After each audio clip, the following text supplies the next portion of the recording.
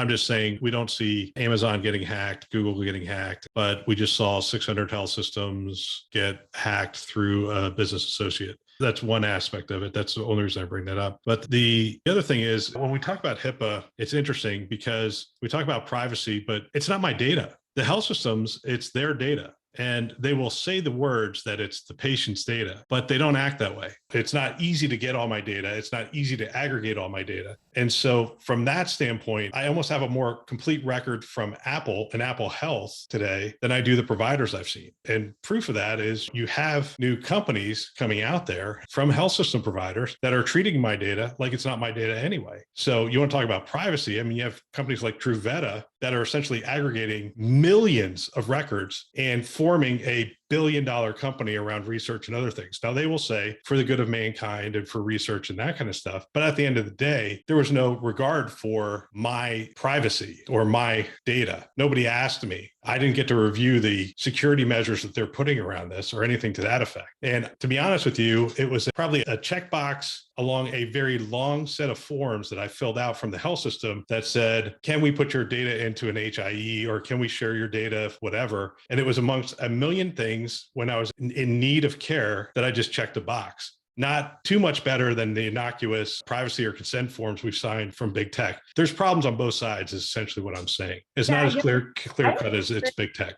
I don't necessarily disagree with what you're saying. However, when I talk to members, I like to remind them that the days of your HIM department being open from 8 to 4, like Monday through Thursday, are over. The train is moving forward, not backwards. We absolutely have some work to do. Having been in healthcare for a really long time, the early days of which I was a part of, it was don't share. And so you're basically erasing, decades of muscle memory where it was browbeaten into providers like thou shalt not share except for like these limited situations. And the fear too, when you have, again, I think we've all experienced it too. Sometimes I don't think it's so much nefarious or like ill-intended as you've got someone at the registration desk. What do you think, that they're a HIPAA expert? Oh my gosh, no, they're not.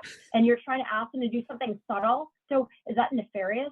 No, it's not nefarious. It's just that trying to navigate how you do that inside of an HR may not be as straightforward. And I'm sure we could sit here and pick apart like a few providers who did the wrong thing, but we're erasing muscle memory for years of like, thou shalt not share. And so we need to change that to like, if the patient asks for their data, by God, you better give them that data. And it's trying to figure out. So I haven't met anyone recently who's like, I'm not doing that. But it's more like, how do I get to where we need to be? So I think it's generally well intended, but that doesn't mean that we don't have work to do.